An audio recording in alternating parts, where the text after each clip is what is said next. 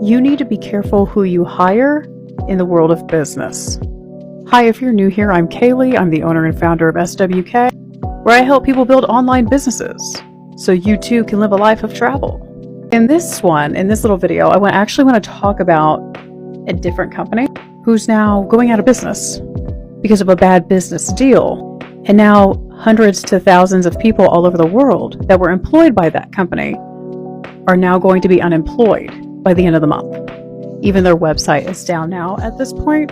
But basically, Remoteyear was a pretty cool concept where you would pay to go on 1 month trips, 6 month trips, or even a full year long of trips. And they would do all the logistics for you. They would set up all the flights, the accommodation, and even some of the touring. I ended up traveling with Remoteyear a couple of times. It was okay. It wasn't really my thing because I do prefer solo traveling, but with Remoteyear, you're with complete strangers from all over the world that are also doing that travel program that you chose, so it wasn't really my kind of thing. But here, I want to go over why it's such a big deal for you to be really picky about who you partner with, who you learn from, who you get into business with, because the wrong deal can bring down your entire op. And unfortunately with Remoteyear, that's exactly what ended up happening. All of us that participated in Remoteyear, we ended up getting an email directly from the CEO. Today, I'm writing to you with a heavy heart to inform you that Remoteyear is shutting down, and they've been operating since 2015. So I'm going to read you some excerpts. It says, this year, our parent company, Selena Hospitality, declared insolvency. Remoteyear came under the ownership then of Collective Hospitality, part of the Destination Group. After the transfer of ownership to Collective Hospitality, the Remoteyear team developed a clear plan for a third-party deal that would allow Remoteyear a path to continue operating and growing. However, Collective Hospitality rejected the deal at the 11th hour, leaving us no viable option. So in the online realm, often in the meme community, the meme coin community, you'll see this and hear this being referred to as being rug pulled. Okay, but this isn't a meme coin we're talking about. We're talking about an entire empire that was built from scratch. But here's what really grinded my gears. Our team believed deeply in Remoteyear's future. A lot of people did. In general, it was a great concept. It was a great program. So much so that some staff members even took on significant personal debt to keep the company running while we worked on a deal to save the company. Excuse me? Now, I don't know how I feel about that. I would want to know more of the logistics behind that, because I personally don't believe that to be any of the staff members' responsibility. And even if, you rejected the offers from the staff members initially, you should still say no to something like that, because things could get worse. And that's in fact what ended up happening. Despite those efforts, Collective Hospitality blocked our last reasonable option to continue operating and has refused to discuss any alternatives. That's insane, the CEO says. My team and I have left no stone unturned. In the 4 months since the acquisition, we have not received funding, payroll, or operational support from Collective Hospitality. Okay, so now at this point, Collective Hospitality is a bit of a joke, right? And it's within the name. The irony is within the name. Therefore, all Remoteyear staff have made the difficult decision to resign and expect that all operations will halt. Now we have a much larger issue. Remoteyear didn't just have people working remotely in the US. They had people working for them who spoke English fluently all over the world, so they could operate in those countries. While the ultimate decision lies with Collective Hospitality, this very likely means that all trips scheduled to depart after December will not continue. Yeah. If you are currently on a December trip or have a future trip booking, you will receive a separate message about how this might impact you. So,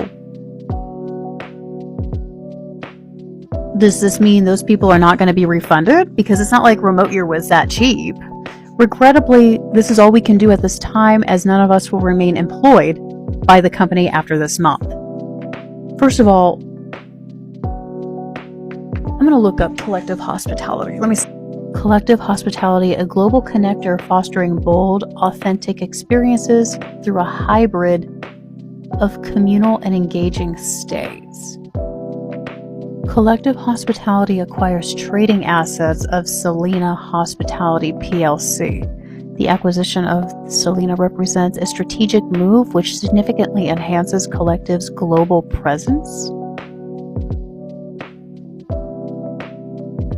I'm going to tell you what I think it sounds like, in my personal opinion. You rug pulled Remoteyear because it was your competition. That's what it looks like to me. In my personal opinion, this was done to Remoteyear in absolute malice, and there's, I'll say, 4 different reasons for that. The first reason is because of the competitor dynamics. Remoteyear posed a direct threat to Collective Hospitality's market, and even the business model.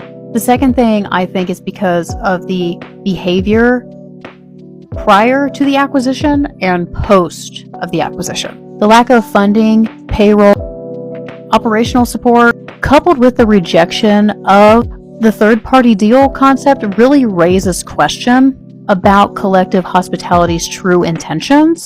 The third thing I think is because of the acquisition goals, because if it can be found that the acquisition goal, was to acquire it and then eliminate it, rather than to integrate it and grow it, that could in fact be suggested as malice intent. And that leads me to my fourth reasoning, the communication patterns.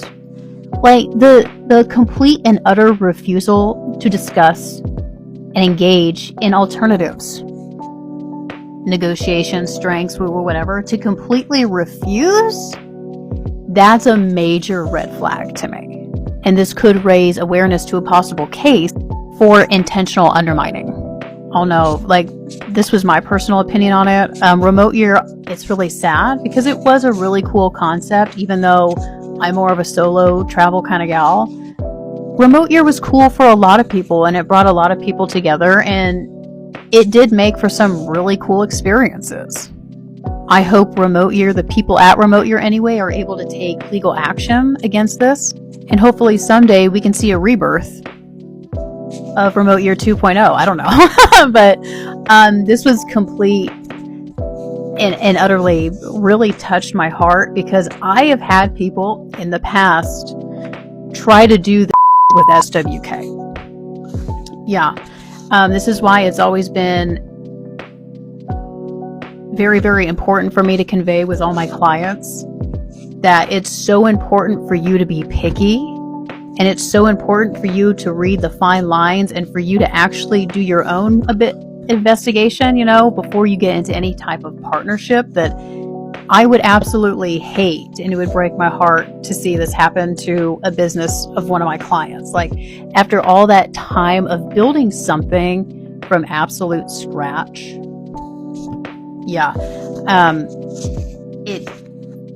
I could never imagine that happening to SWK like it almost did, or to any of my clients. So I hope this was very insightful for you.